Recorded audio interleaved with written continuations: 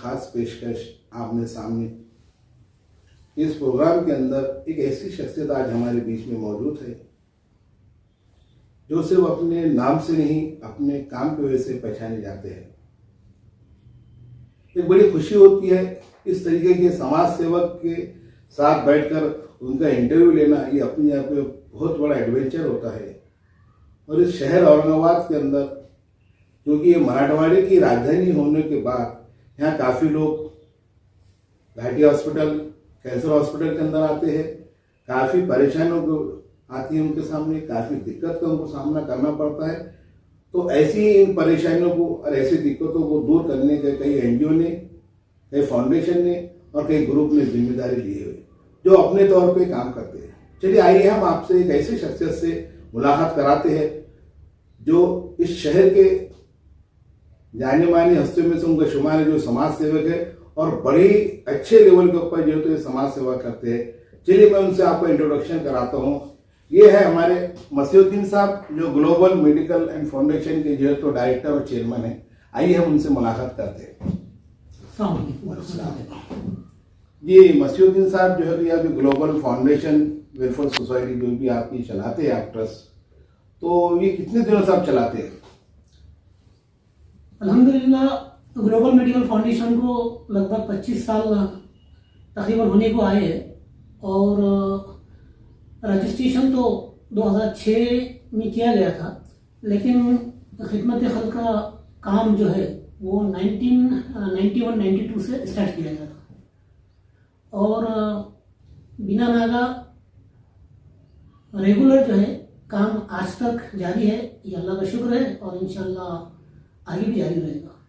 इस काम की जो प्रेरणा आपको कि लोगों की खिदमत करना है, खल्क की खिदमत करना है, सर्वधर्म समभाव को लेकर आपको चलना है, तो ये चीज़ की प्रेरणा, ये इंस्पिरेशन, ये सीख आपको कहाँ से मिली? देखिए ये बड़ा अच्छा सवाल है आपका कि ये प्रेरणा कहाँ से मिली।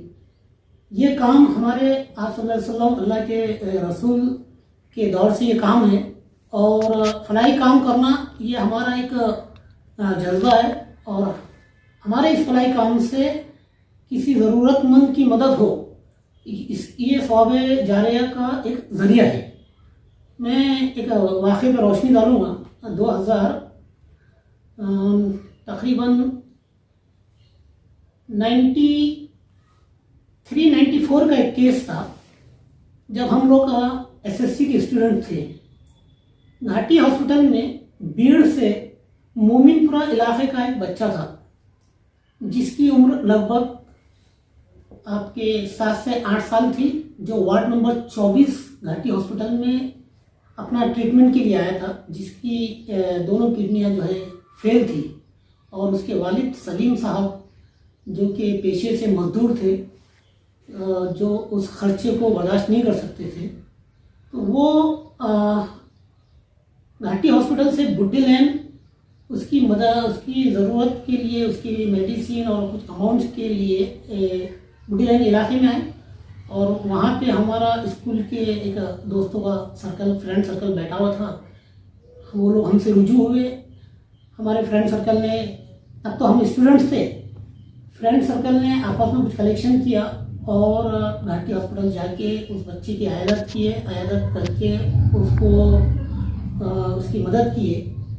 वहाँ से जो सिलसिला शुरू हुआ तो वो सिलसिला फिर आज तक अल्हम्दुलिल्लाह जारी रहा। वो अच्छी बात है। ये मसीहुद्दीन साहब ने जो है तो कहाँ से उनको सीख मिली थी और जो इंस्पिरेशन मिला, एक मोनूपुरी के बच्चे का वाक़या सुनाया था, ये बड़ी अपनी जगह पे उम्दा किस्म की बात है। तो किसी न किसी को कोई ना कोई चीज़ से इंस्पिरेशन मिलने के बाद ही, कोई सीख मिलने के बाद ही वो आगे काम को अंजाम देता है। हमें ये बताइए मसीहुद्दीन साहब, आज के डेट में ग्लोबल एनजीओ या फाउंडेशन की तरफ से आज समाज के अंदर किस प्रकार के काम कर रहे हैं और गरीब गुरबाओं के लिए आप किस तरीके की मदद और उनके लिए रहनुमाई करते आ रहे हैं? देखिए अल्लाह ताला जिसे चाहता है उससे काम के लिए उसको चुन लेता है और ये हमारे लिए खुशकिस्मती की बात है कि औरंगाबाद शहर में फलाही काम करने वालों की कमी नहीं है। बहुत सारे नौजवान काम खिदमत खल्क में अपना मुकाम रखते हैं। सिर्फ एक ग्लोबल ही नहीं है, शहर में काफ़ी कई तंजीमें हैं जो खिदमत खल्क कर रही है और अच्छे लेवल पे कर रही है और अच्छा काम कर रही है। हम ये कोशिश करते हैं कि हम अपने इदारे के ज़रिए कौम मिल्लत और ज़रूरतमंदों की ज़रूरतों को पूरी करें। तो वो जो मैं आपको बता रहा हूँ, एक केस मोमिनपुरे का था, उस केस से इतना इंस्पायर हुए थे हम लोग कि आज तक ग्लोबल मेडिकल फाउंडेशन ने जब भी कोई केस आया उसके लिए हद तक मुमकिन कोशिश की कि उस केस को मुकम्मल तौर पे सॉल्व किया जाए। और यही वजह है कि आज ग्लोबल मेडिकल फाउंडेशन जो डॉक्यूमेंटेशंस में और हुकूमत से मंजूर शुदा स्कीमात को पब्लिक तक पहुंचाना, जैसे heart, cancer, kidney, valve, brains के जो स्कीमात स्टेट गवर्नमेंट और सेंट्रल गवर्नमेंट लॉन्च करती है उसकी स्टडी करना और वो स्कीमात जो ज़रूरतमंद पेशेंट से उनको दिलाना। इसी के साथ साथ ग्लोबल मेडिकल फाउंडेशन ने एक एम्बुलेंस आज से तकरीबन 12 साल पहले लॉन्च की थी और वो अल्हम्दुलिल्लाह अल्लाह का शुक्र है कि 12 साल से वो एम्बुलेंस अपनी खिदमत अंजाम दे रही है। उसी के साथ काफ़ी सैकड़ों ब्लड डोनेशन कैंप्स किए हैं, मेडिकल चेकअप कैंप्स किए हैं और सेल्फ एम्प्लॉयमेंट में जो है जो लोग बेरोज़गार है उन लोगों के लिए उनको अपने पैरों पे खड़े करने का काम किया है। और अल्लाह ताला ने ये कामों को देखते हुए ग्लोबल मेडिकल फाउंडेशन को एक ज़मीन जो है तो दिलवाई है, जिसमें आज आप देख रहे हैं कि ये इतना बड़ा सेटअप अल्लाह ने यहाँ करवाया है। और यहाँ से लड़कियों के लिए टेलरिंग भी चल रही है, ओपीडी भी हो रहा है, एक हॉस्पिटल भी, क्लिनिक भी चल रहा है और एक डेंटल सेटअप, डेंटल भी चल रहा है। और इसी के साथ कैंसर हॉस्पिटल में जो ज़रूरतमंद मरीज आते हैं, जो पूरे आप जानते हो कि ये मराठवाड़ी का वाहिद कैंसर हॉस्पिटल है और इस हॉस्पिटल के अंदर जो पेशेंट्स आते हैं, उनके जो रिलेटिव्स साथ में होते हैं, उनके लिए ग्लोबल से खाने का भी नज़्म किया गया है। तो ये कुछ मुख्तसर सी चीज़ें हैं जो ग्लोबल मेडिकल फाउंडेशन अंजाम दे रही है।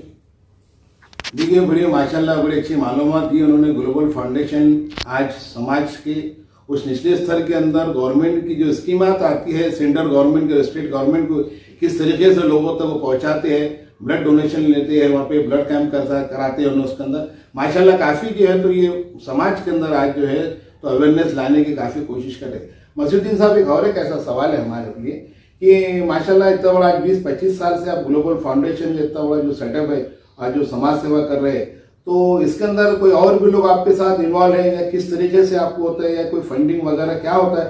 यानी लोग जानना ये चाहते हैं सभी लोग कहीं ना कहीं भाई क्या मामला थे, बैतुल माल का मामला कैसा है कि कोई फंड आप खुद जमा करते हैं या लोगों से लेते हैं, किस तरीके से उसको आप अंजाम तक पहुंचाते हैं?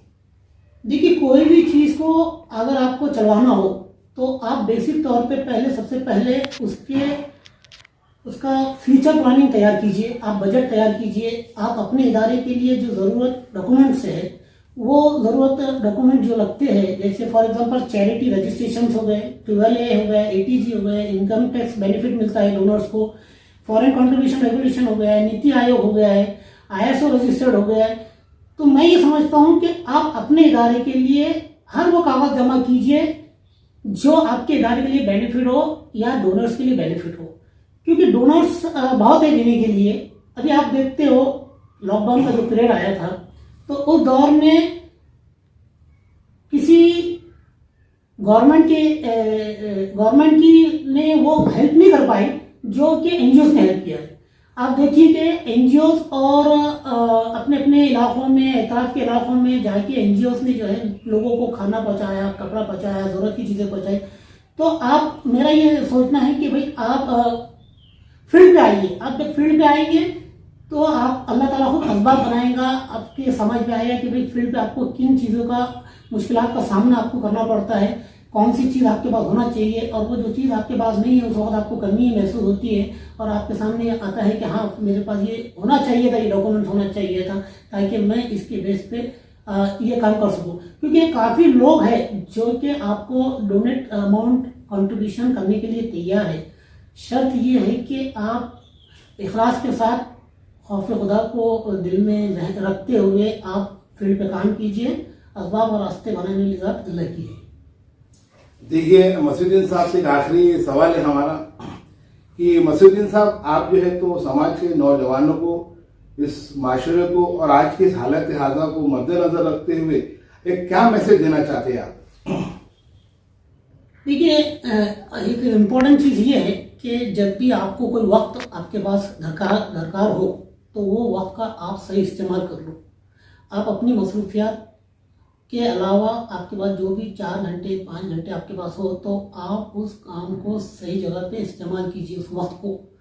आज देखने को ये मिलता है कि नौजवान तबका रातों को जागता है और उनकी गुड मॉर्निंग उनके गुड आफ्टरनून भी होती है। तो ये बहुत बड़ा नुकसान है कौम मिल्लत के लिए। मैं काफ़ी एरियो में घूमता हूँ, गश्त करता हूँ, तो ये देखने को मिलता है कि नौजवान बच्चे अपने आप में नहीं, वो बच्चे नशे की हालत में मुब्तला होते हैं। वो दोपहर तक सोते हैं और रातों को होटलें आबाद होती है। तो मैं ये गुजारिश करता हूँ नौजवानों और नवाज से कि वे बच्चे अपने आप को संभालें, अपना मुस्तकबिल बनाएं, तालीमी हो या रोज़गारी हो वहाँ पे अपना कंसंट्रेट करें और जितना हो सके अपना वक्त किसी ज़रूरतमंद और सही जगह पे इस्तेमाल करें।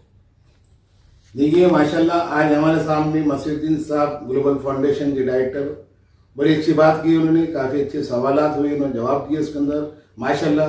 PNN न्यूज़ इंडिया TV की जानिब से मैं एंकर शाहब खादरी, हमारे चीफ एडिटर अब्दुल राज़िक सौदागर साहब और हमारी पूरी टीम हमारे मसूद्दीन सिद्दीकी साहब के जज्बे को दिल से सलाम करती है। जय हिंद, जय महाराष्ट्र।